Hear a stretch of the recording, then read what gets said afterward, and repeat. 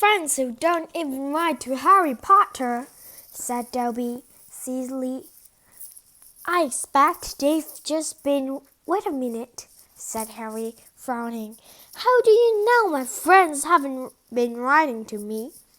Dobby shuffled his feet.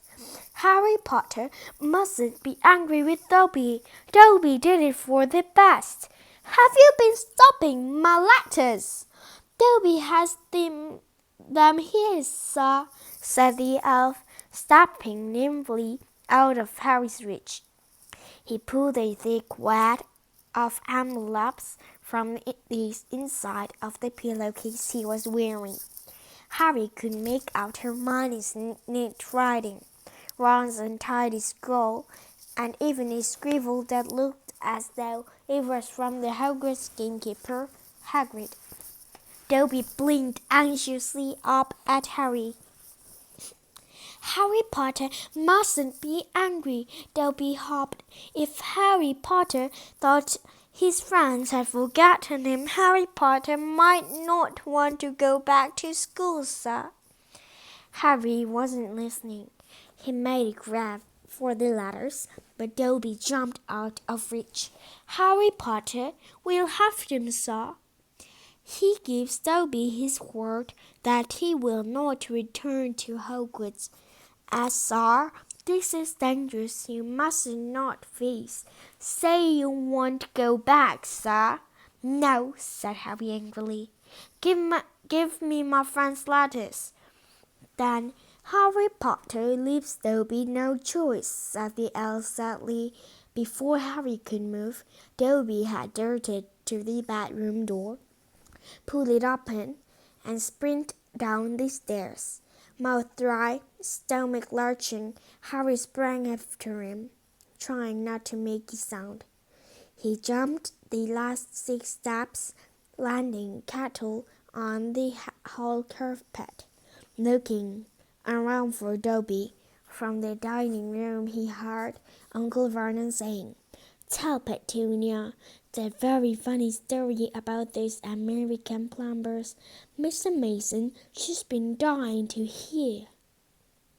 Harry ran up the hall into the kitchen and felt his stomach disappear, and Petunia's masterpiece of pudding, the mountain of cream and sugared violets, was floating up near the ceiling. On top of it, the cardboard in the corner crouched Dobby. No, croaked Harry, please, they'll kill me. Dobby, please, say so. I can't.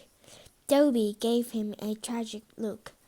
Then Dobby must do it, sir, for Harry Potter's own good. The pudding fell to the floor with a hard stop crashing. Creaming splattered the windows and walls as the dish shattered. With a crack like a whip, Dobby vanished. There were screams from the dining room, and Uncle Vernon burst into the kitchen to find Harry, rigid with shock, covered from head to foot in Aunt Petunia's pudding. At first it looked as though Uncle Vernon would manage to close the whole thing over. Just our nephew, very disturbed. She made strangers upset him, so we kept him upstairs. He shooed the Jock Masons back into the dining room, promised Harry he would flay him to within an inch of his life when the Masons had left, and handed him a mop. And Petunia dug some ice creams from the freezer, and Harry, still shaking, started scrubbing the kitchen clean. Uncle Vernon might still have been able to make his deal if it hadn't been for the owl, and Petunia was just passing around a box of after-dinner mints with a huge barn owl swooped through the dining room window, dropped a letter on Mrs. Mason's head, and swooped out again. Mrs. Mason screamed like a banshee and ran from the house shouting about lunatics. Mr. Mason stayed just long enough to tell the Dursleys that his wife were mortally afraid of birds of all shapes and sizes, and to ask whether this was their idea of a joke. Harry stood in the kitchen, clutching the mop for support, as Uncle Vernon advanced on him, a demonic glint in his tiny eyes. "Read it," he hissed evilly, brandishing the letter the owl had delivered. "Go on, read." Harry took it. It did not contain birthday greetings. "Dear Mr. Potter, we have received intelligence that a Hubbard charm was used at your place of residence this evening, 12 minutes past 9. As you know, underage wizards are not permitted to perform spells outside school, and further spell work on your part may lead to expulsion from said school.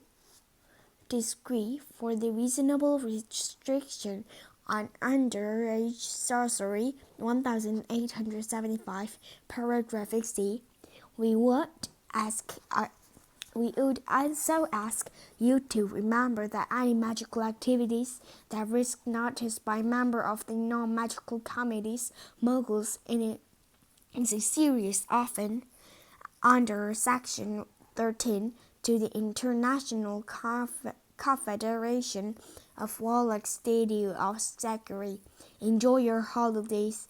Yours sincerely, Mafalda Hopkirk. Improper use of magic office, Ministry of Magic. Harry looked up from the letter and gulped. "You didn't tell us you weren't allowed to use magic outside school," said Uncle Vernon, a mad gleam dancing in his eyes. "Forgot to mention it. Slipped your mind, I dare say." He was bearing down on Harry like a great bulldog, all his teeth bared. "Well, I've got news for you, boy. I'm locking you up. You're never going back to the school. Never! And if you try any magic yourself out, they'll expel you." And laughing like a maniac, he dragged Harry back upstairs. Uncle Vernon, as bad as his word. The following morning, he paid a man to fit burrs on Harry's window. He himself fitted a cat flap in the bedroom door, so that small amounts of food could be pushed inside 3 times a day. They let Harry out to use the bathroom morning and evening. Otherwise, he was locked in their room around the clock. 3 days later, the Dursleys were showing no sign of retaliating, and Harry couldn't see any way out of his situation. He lay on his bed watching the sun sinking behind the bars on the window and wondered miserably what was going to happen to him. What was the good of magicking himself out of his room if Hogwarts would expel him for doing it? Yet lives at Privet Drive had reached an all-time low. Now that the Dursleys knew they weren't going to wake up as fruit bats, he had lost his only weapon. Dobby might have saved Harry from horrible happenings at Hogwarts, but the way things were going, he'd probably starve to death anyway. The cat flap rattled and Aunt Petunia's hand appeared, pushing a bowl of canned soup into the room. Harry, whose insides were aching with hunger, jumped off his bed and seized it. The soup was stone cold, but he drank half of it in one gulp. Then he crossed the room to Hedwig's cage and tipped the soggy vegetables at the bottom of the bowl into her empty food tray. She ruffled her father and gave him a look of deep disgust.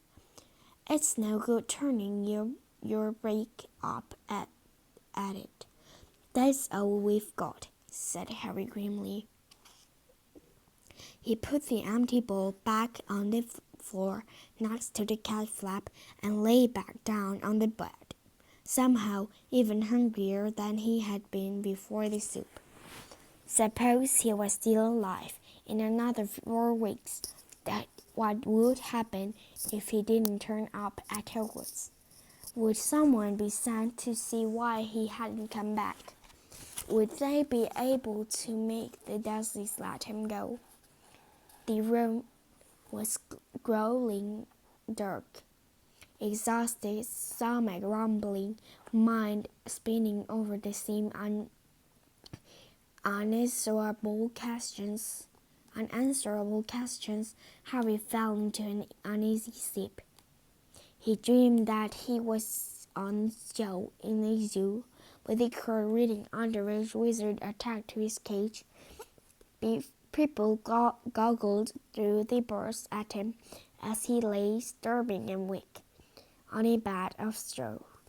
He saw Dobby's face in the crowd and shouted out, asking for help, but Dobby called, "Harry Potter is safe there, sir," and vanished. Then the Dursleys appeared and Dudley rattled the bars of the cage, laughing at him. "Stop it!" Harry muttered as the rattling pounded in his sore head. "Leave me alone. Cut it out. I'm trying to sleep." He opened his eyes. Moonlight was shining through the bars on the window, as someone was goggling through the bars at him. A freckle-faced, red-haired, long-nosed someone. Ron Weasley was outside Harry's window.